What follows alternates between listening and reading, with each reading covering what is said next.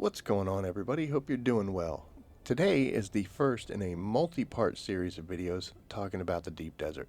If you go to the overland map, just north of Hagga Basin is where you'll find the deep desert.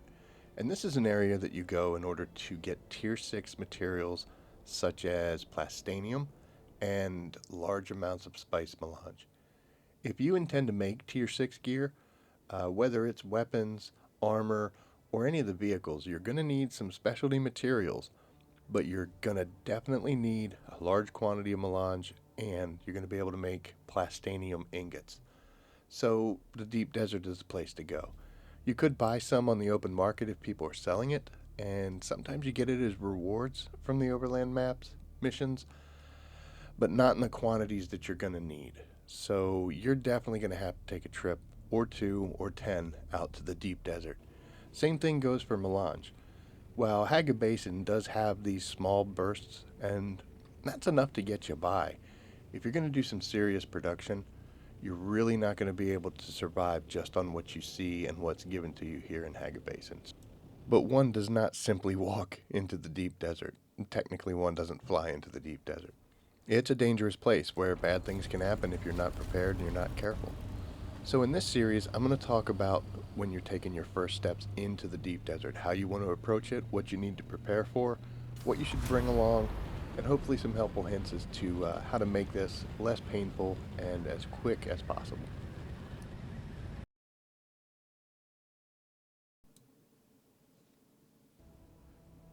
The point of this video and the ones that follow are to answer one question. Do you need to build a deep desert base? I've seen a lot of comments on forums, on message boards, on my own comment section, where people talk about whether or not they take the time and put out the effort to build a base or not, and whether it's worth it. Now, the methods to get the materials out of the deep desert and to Hagga is referred to as ferrying. Just basically you fly out, you pick the items up, take them back to Hagga for processing. If you build a base out in the deep desert, then you're able to do that production out in the deep desert, and instead of ferrying the raw materials, which weigh a lot more, you're able to bring finished product back to your base and store it there. Ultimately, that decision's yours to make, and it really comes down to which you feel more comfortable with and how much time you actually have. But it bears pointing out that the method of ferrying the materials, first off, there is no new investment. You don't have to build a base, you don't have to take the time and build the machinery, but it's more time consuming and it's much less efficient when you're bringing back raw materials versus bringing back finished product, in volume, in space, in almost every way. So let's take a look at some actual hardcore data there, and we'll see exactly what we're looking at. Here you'll see this is the ferrying method, where I've flown out. I would suggest if you're going to do it, you should do it in the assault because it can hold more. But we come out here and we grab our cutter array, and we just scan this first section. You'll notice up at the top right corner it says I'm in sector B8. So A and B sections are going to be the area you're looking at here, hard rock. You don't have to worry about worms, and it's safe. It's in a PvE zone. You might get stuck on your wings, but yeah. So here we are. We're just going around. I'm not really particularly looking for anything, just whatever I come across. And we're going to mine that, and we're using the handheld cutter array. So this would be what basically becomes the ferrying method. In case you don't know, if you just come up and hit F, you get that quick deposit. That's so much easier than going into the inventory itself. But also, hey, we got a Landsrad person there. So yeah, I'm just flying around in these open sections. Now you can head out into the deep desert. There are islands that have a very large amount of either titanium or struvidium, but we're trying to play it safe here, so we're just staying local, staying in the safe zone, kind of just doing our thing. Now, I wasn't really searching for anything. Whatever I came across as I was flying around, we would hop out and grab. So in the course of doing that, I was able to fill up the assault. You can see it's 2,000 volume here. And we ended up getting 1636 in titanium and 1055 in struvidium.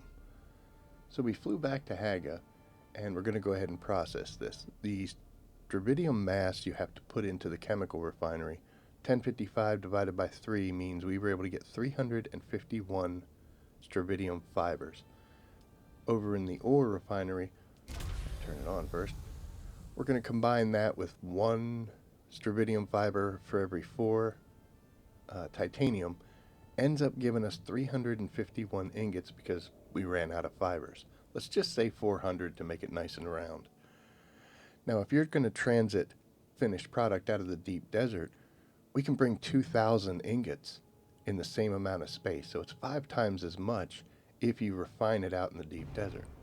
Plus, if you have a buggy out there, you're going to be able to get way more materials for about the same amount of time as you spend driving around. In this case, we were able to get 650 ingots out of the same amount of time spent, but processing it out there.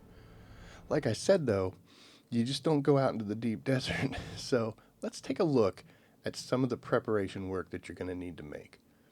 Once you hit the duraluminum phase to go into plastanium, one thing that you're already able to make is a medium ore refinery. And you'll notice it takes 125 steel, cobalt 60, complex machinery 50.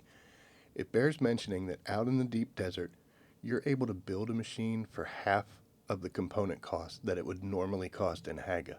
So 25 machinery, 30 cobalt, and whatever half of 125 is for steel. But you'll be able to build this out in the deep desert. You're going to need this to start making your first ingots of plastanium.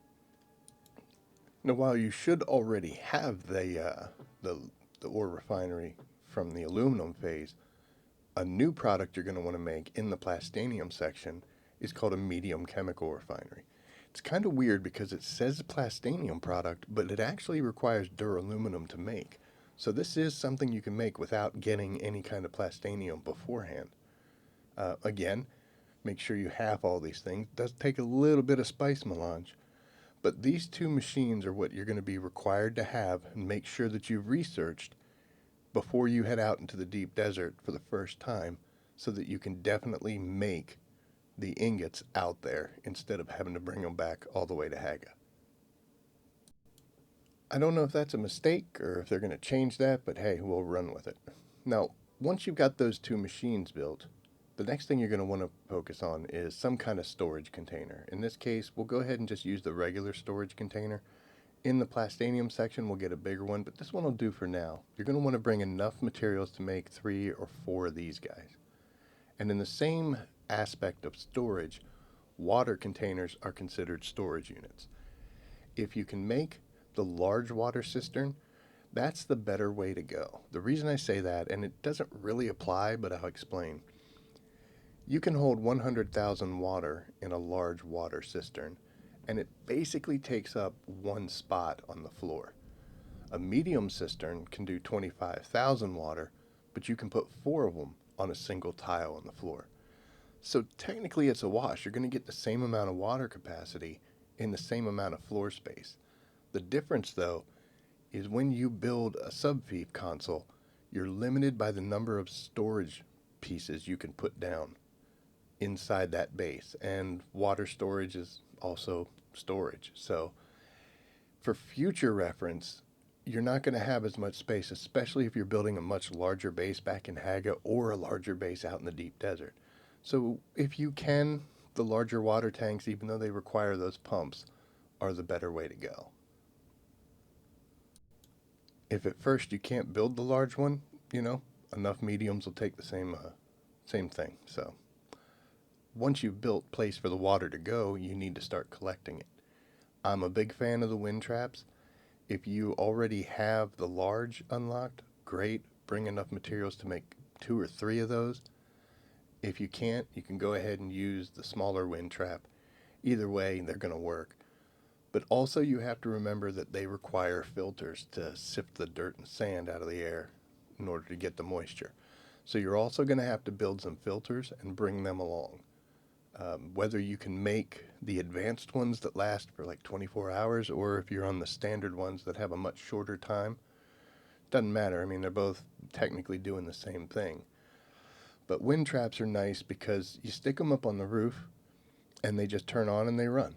So when you're playing, you can go do something else. You could turn the game off, go to sleep, wake up in the morning, go to work, go to school, whatever you end up doing, and this thing's still going to run. It doesn't get a whole lot of water, but it never stops running. The other option is to put a death still in your base. Now, these guys don't run all the time. You have to put a corpse from a fallen enemy into it. But once you do, it's going to run for 50 minutes, and once that 50 minutes is up, it's going to dump 45,000 water into your storage tanks. I kind of have both in my bases, especially my more advanced ones, because I like that generation when I'm not doing anything or when I'm doing real life stuff. And you'll come back and there'll be 100, 200, 300,000, depending on how many you built, of water ready to go, and boom, you can start making production right away. But I also have some death stills in there for those moments when I've used up my water supply, I've still got some resources to process, and I need that extra little bump. So I'll throw a couple corpses into those machines, and in a little bit less than an hour, we're going to get 45 or 90,000, depending on how many you have, which will help push you over that line and get some more production built out.